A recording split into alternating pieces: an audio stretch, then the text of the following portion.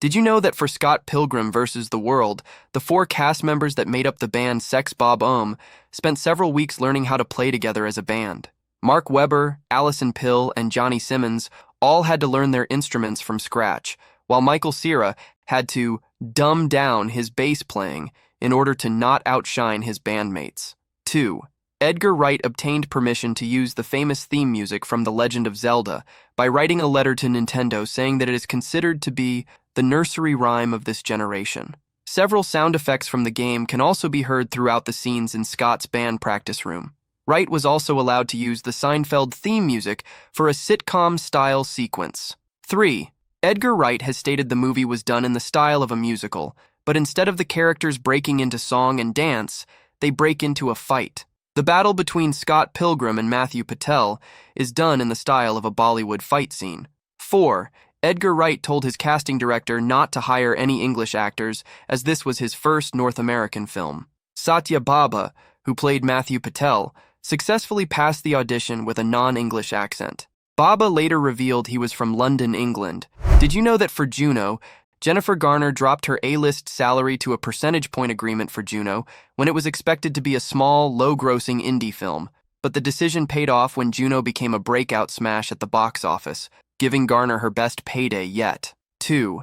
J.K. Simmons said that he was so impressed with the script that he would have been happy just to play the teacher who has no spoken dialogue, anything to appear in the film.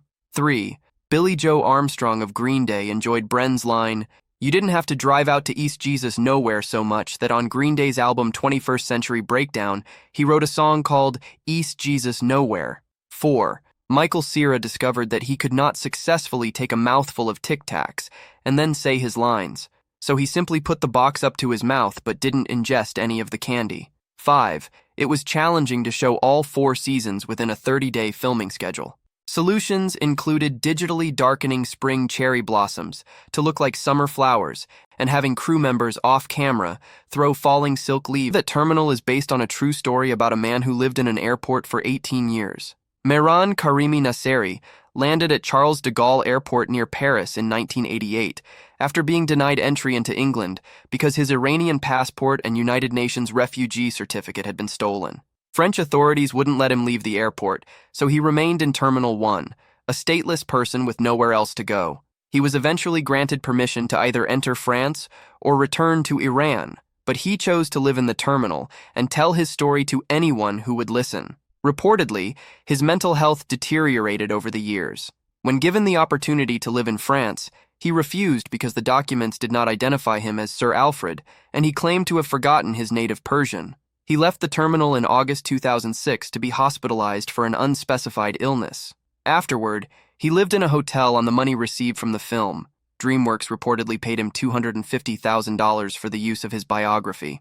Nasseri moved back to Charles de Gaulle Airport in October 2022. He died in Terminal 2F on November 12, 2022. Did you know for Notting Hill during the birthday dinner scene, Anna Scott is asked how much she made on her last film, and her reply is $15 million.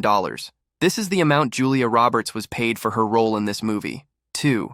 The house with the blue door where William lives is a real residence. It once belonged to this movie's screenwriter, Richard Curtis.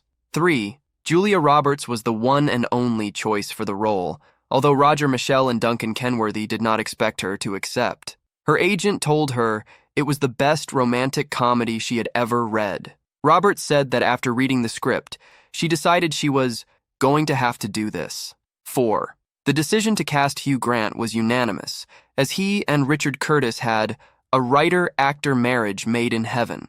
Roger Michell said that Hugh does Richard better than anyone else, and Richard writes Hugh better than anyone else, and that Grant is one of the only actors who can speak Richard's lines perfectly. 5. Richard Curtis developed the film from thoughts while lying awake at night. He described the starting point as the idea of a very normal person going out with an unbelievably famous person and how that impinges on their lives. Did you know for Rise of the Guardians, Bunny mentions that Jack Frost caused a blizzard on Easter Sunday of 1968, a reference to an actual event. 2. A post-film dedication appears for Mary Catherine Joyce, a guardian fierce and true. This refers to William Joyce's daughter, who died at age 18 from a brain tumor. The movie was based on Joyce's book series Guardians of Childhood, which was inspired by stories he told his daughter. MK, the main protagonist in Epic, is based on her. 3. Jack Frost's age has been a debatable subject among the fans. William Joyce, executive producer and author of the Guardians of Childhood series on which this film is based, has confirmed that Jack Frost is 14 years old and wanted Leonardo DiCaprio to voice the character because he believed he could capture the inner child. Director Peter Ramsey said that he believes Jack to be 17 years old. Chris Pine was 32 years old when he recorded his lines for Jack, which was met with a mixed initial reception from online commentators. 4. Bunnymund opens a rabbit hole and jumps down it. This is a reference to Lewis Carroll's Alice in Wonderland, where a rabbit hole leads into another dimension. Did you know for Chicken Run, the characters' bodies were made of silicone with latex covering, while the heads and hands were plasticine?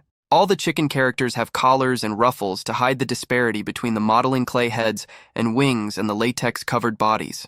2. There was a major push to get the film nominated for Best Picture at the Academy Awards. The failure to get the nomination and the popularity of the film among Academy members led to the introduction of the Best Animated Feature category for the next Academy Awards, which was won by the fellow DreamWorks film Shrek. 3.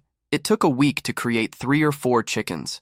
Each one was designed with an armature underneath, like a skeleton, and rods were used whenever a chicken ran or flew. The puppets were then manipulated and photographed 24 times for every second of film.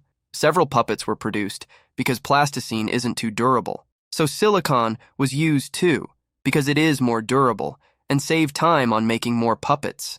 There were 100 individual stages in order to create a chicken. Did you know for Logan, Hugh Jackman said this was the hardest Wolverine movie for which he had ever trained? 2. James Mangold stated that this movie is set in 2029 to avoid any conflict with the timeline established in X-Men, Days of Future Past, but that his goal was to make a standalone movie that was not bound to continuing previous storylines or setting up sequels. 3. Hugh Jackman stated in an interview that the only way he would reprise his role is if a crossover between Deadpool and Wolverine would happen. Both Deadpool movies have contained jokes aimed at Wolverine. Ryan Reynolds is also close friends with Hugh Jackman. Hugh Jackman would be reprising his role as Wolverine in Deadpool and Wolverine. 4. James Mangold said that this movie has a more human feel, relying very little on CGI and green screens, saying that CG and green screen work has robbed movies of a kind of authenticity that I miss. The films always film oddly fake, even though the effects work is often amazing. 4. Throughout all of his portrayals of Logan, Hugh Jackman stated he learned his American accent from copying Johnny Depp.